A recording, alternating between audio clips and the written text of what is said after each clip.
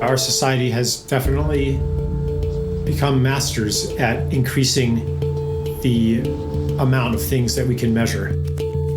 More and more money, more and more floor space per capita, more and more GDP, and less of the things that we can't measure, or how happy we are. Levels of intimacy. The authenticity of our communication. Aesthetic pleasure, how much beauty there is in our experience. Fulfillment.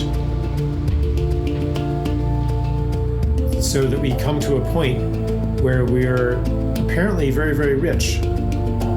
I just read an article in the Wall Street Journal about how civilization is such a great success. There are fewer people in poverty than there were a generation ago. There are fewer people getting killed in wars. There are fewer murders, fewer people dying of diseases, even fewer people dying in plane crashes and car crashes. People are smarter. The average IQ level is 30 points higher than it was 50 years ago, et cetera, et cetera. It's like, yeah, things are just great. Everything is awesome in terms of what we measure. But what about the things that we do not measure? Or the things that we can't measure? Or the things that are unmeasurable?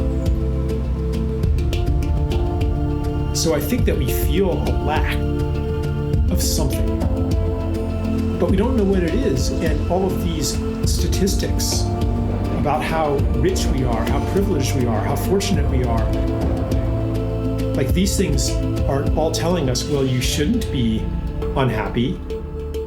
You're irrational for thinking something is missing.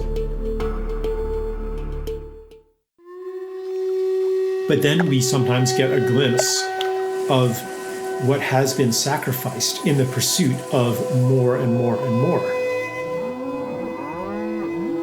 We could talk about the industrial food system and how food is becoming less and less flavorful. We could talk about how our electronically mediated relationships are less intimate and less meaningful than when we saw the faces of the people that we knew and interacted with them every day. We could talk about the ugliness of the modern landscape, the big box stores and the strip malls and the auto dealerships and the self-storage units, compared to the architecture that was quite normal a couple hundred years ago. Something is missing. Something is not captured by our measurements. And that always leaves us hungry for this missing thing. This hunger is good for business because it drives the acquisition of whatever's available, which is more and more and more of the stuff we already have. And no matter how much I get, I'm still hungry. I still want something. I mean, for some people, it turns into an addiction to literal stuff. What they really are is lonely. Because real existence is a function of relationship. The more relationships that you're in, the more held you are by community, the more present you feel in the world.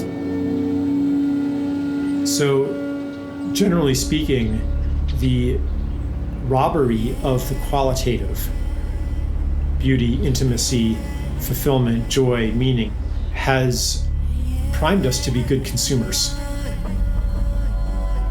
And then we turn around and blame the symptom, blame the greed, blame the selfishness, blame the addiction.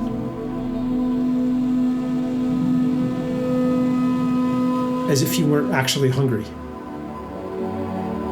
Yeah, you're hungry. It's just not hungry for stuff. Not hungry for the things that are offered.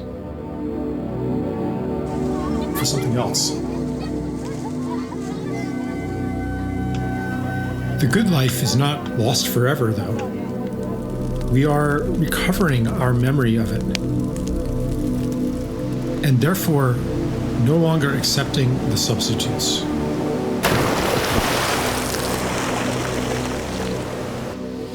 And we feel grateful to those who have remembered the truth this whole time.